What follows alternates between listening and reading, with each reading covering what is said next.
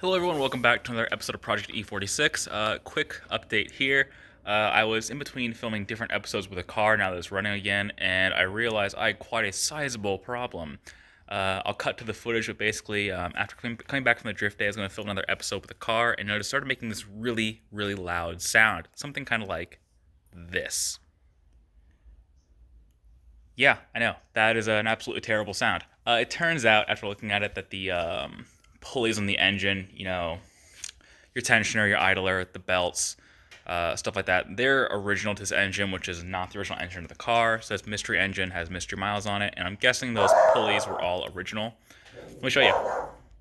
Oh, that's right, 'cause I threw all of it in the garbage where it belongs, along with a few other things you'll see. Let me show you. So in the end, the idler for the main accessory belt, that guy right there, had tons of run out in it. So if you wash it, it'd wobble back and forth.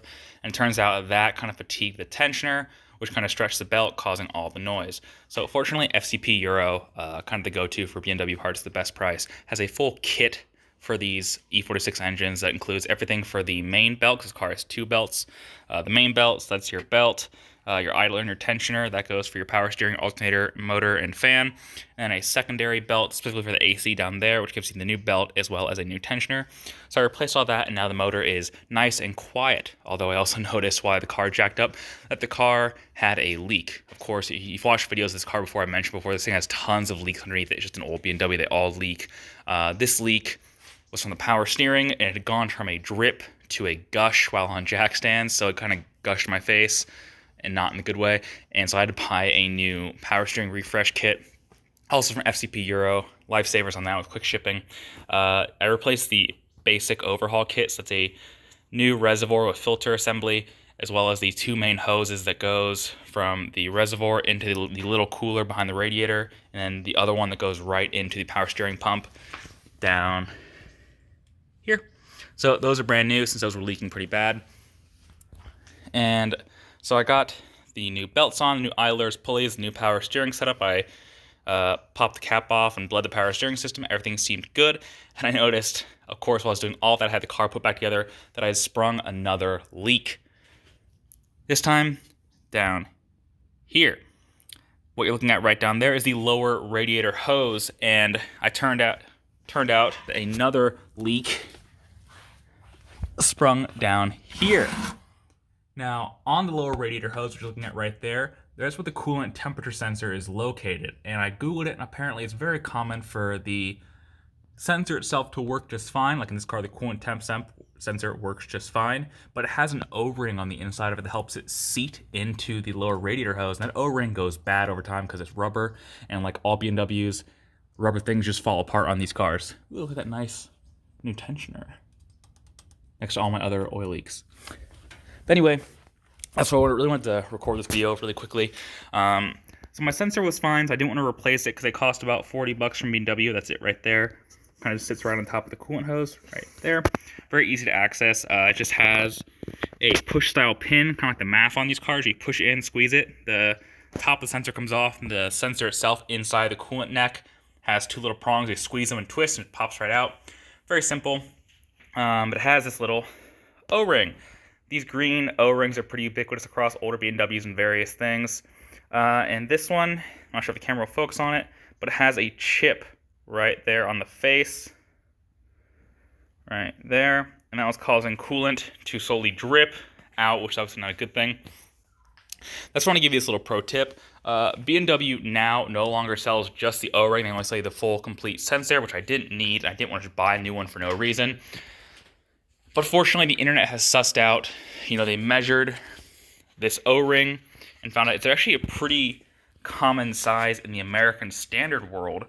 It's about 8 millimeters by 3 millimeters tall, which actually coincides with an SAE American standard size. So I literally went to AutoZone and bought an assorted O-ring package right here from Dorman. Multiple brands carry sorts of things. These are kind of just American standard size O-rings for various miscellaneous things. But if you look on the back, if my camera will focus, it gives you all these sizes. On the left on this particular package is outside diameter, then inside diameter, and then thickness of the O-ring. And this BMW O-ring actually almost perfectly matches the one on the bottom here, which is 9/16 of an inch in overall size, 5/16 of an inch inside diameter, by 1/8 of an inch or 3 millimeters in overall stack height. So I grabbed this kit, measured the O-rings inside of it, found the one that matches, and then put it on there. Again, I explained how to get the sensor off, very simple. Just squeeze the upper part of the connector and then squeeze the lower part that sits inside the coolant hose and it pops right off. Then it's just like putting an O-ring on anything. You know, use a little pick or whatever and take this old one off, put the new one on, and now the car no longer has any leaks.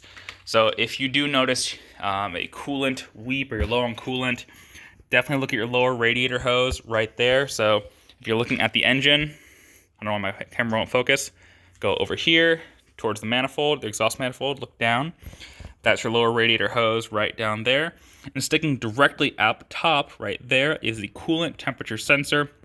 So whether your sensor is damaged or just the O-ring in my case, literally just, I'll kind of mock it up, kind of squeeze, that gets the connector off, and then literally the sensor itself has 2 prongs on either side, just squeeze and pull right up, and it comes right off. There will be a little bit of a coolant leak when you do this, because obviously coolant's kind of sitting there, it's pressurized, kind of goes, pfft, kind of splurts up at you. So keep in mind, I put a bucket underneath just to catch a little bit of coolant that busted out. But yeah, this is definitely the pro tip, because this whole pack was $4. I'll save the rest of it for any other miscellaneous use to have. And it's obviously much cheaper than buying the whole new sensor. So I bled the coolant system hopefully sufficiently. Let's go for a quick test drive. All right, feels good to be back in the car again. Hopefully now it actually works. It started, that's good. So far, motor's up to temp, idle's nice and steady. You definitely hear the vibrations from the rev shift solid motor mounts. No squeaking or squealing from the bad belts and tensioners and idlers. Let's go for a longer drive, see what happens.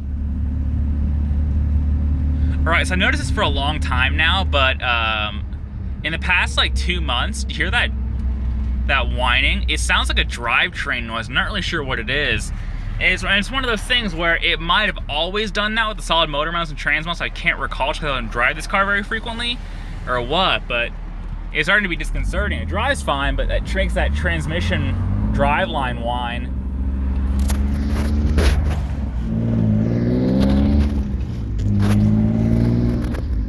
Alright, coolant light is on, that means low coolant. The levels seemed okay when I bled the system, but I'll go check it again when we get back. Temp gauge seems kind of right in the middle. Oh man, this car is so gross. Can you even see out of the windshield? I mean, when the sun hits it, that's disgusting. I like our new place, but the pollen is so real with all these trees. Tough to wash the car later tonight. But everything else seems good so far. Low coolant light is still on. I'll check the level when we get back, but it seemed okay when I bled it. Temp gauge seems solid. Car seems okay. Let's do a quick little pull here and rip it.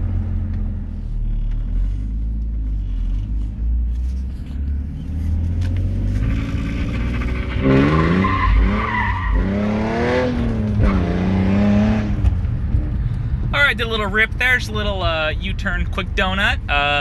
The low coolant light has gone away, so that either means that perhaps the level sensors on the fritz, or perhaps it was just low enough to trigger the light and then it pressurized and kind of turned back off.